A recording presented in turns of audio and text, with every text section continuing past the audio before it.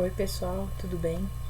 Para a aula de hoje nós vamos ver um pouquinho sobre ângulo formado entre duas retas e a posição entre retas, né? Quando que as retas são paralelas, quando elas são perpendiculares ou quando elas são simplesmente concorrentes, né? Elas se interceptam em um ponto, mas não formam um ângulo de 90 graus. Então vamos lá. Bom, primeira coisa, para a gente encontrar o ângulo formado entre duas retas, na verdade nós não encontramos o ângulo, nós conseguimos encontrar a tangente do ângulo. E a partir da tangente nós encontramos o ângulo. Então só para a gente fixar como que a gente faz tendo a tangente para encontrar o ângulo. Ou a gente olha numa tabela, aquelas tabelinhas, né, de seno, cosseno e tangente, olha o valor da tangente lá e vê qual ângulo tem aquela tangente, depois que eu calculei, né? Ou a gente pode utilizar a calculadora científica e usar a função shift tangente, que é a função tangente a menos 1. Então, é quando eu tenho a tangente e quero encontrar o ângulo, tá? Mas normalmente os exercícios eles vão pedir só para encontrar a tangente do ângulo mesmo.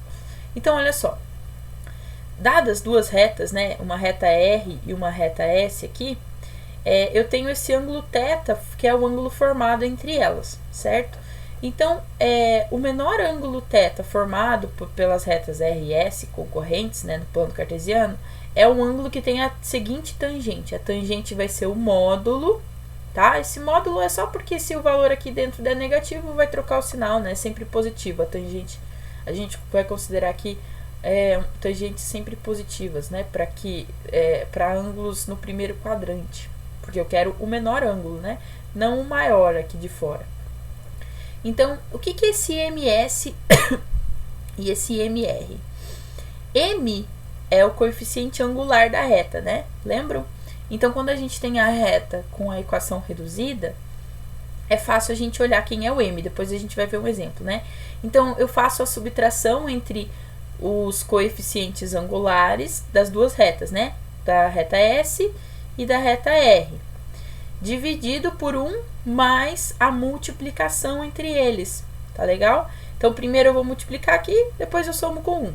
Aí eu faço os cálculos aqui, que são bastante simples, né? Substituindo aqui na fórmula, eu encontro a tangente do ângulo formado entre elas, né? E pela tangente eu consigo achar o ângulo. Bom, quando que duas retas são paralelas? Duas retas são paralelas quando os seus coeficientes angulares forem iguais, porque aí se eles têm a mesma tangente e são ângulos no primeiro quadrante, eu posso concluir que o ângulo dessas retas é o mesmo, tá? Então, perdão, pessoal. Se o ângulo entre a reta R e o eixo X é igual ao ângulo entre a reta S e o eixo X, quer dizer que essas retas então têm a mesma inclinação e, portanto, elas são paralelas. Caso contrário, né? Então a gente pode pensar aí, se os coeficientes angulares forem diferentes, as retas são concorrentes. E quando que elas são perpendiculares? Quando que elas formam um ângulo de 90 graus? Quando o coeficiente angular de uma reta for o inverso da outra reta, só que negativo, né? Então, for 1 sobre o coeficiente angular da outra reta, só que negativo. Então, vocês podem fazer esses cálculos aí com bastante... são bastante simples, né? Para verificar se as retas são concorrentes ou paralelas, e sendo concorrentes, depois se elas são perpendiculares ou não, tá? Bom, eu coloquei um exemplo aqui, que esse exercício, o primeiro exercício lá que vocês têm na apostila, ele dá uma equação de uma reta e ele pede para a gente obter a equação da reta que seja paralela a essa daqui, que passe por esse ponto aqui, né? Esse ponto 2 e menos 4. Então, olha só, se a reta que eu quero, ela é paralela à reta y igual a 3x mais 2, só para a gente lembrar, né? Qual que é o m dessa reta aqui, né? Onde que eu olho? Isso aqui está na forma reduzida, então o 3 é o coeficiente angular e o 2 é o coeficiente linear, né? O 3 é o m e o 2 é o n. Lembram da forma reduzida? Olhem lá na aula anterior. Y igual a mx mais n, então esse é o meu m.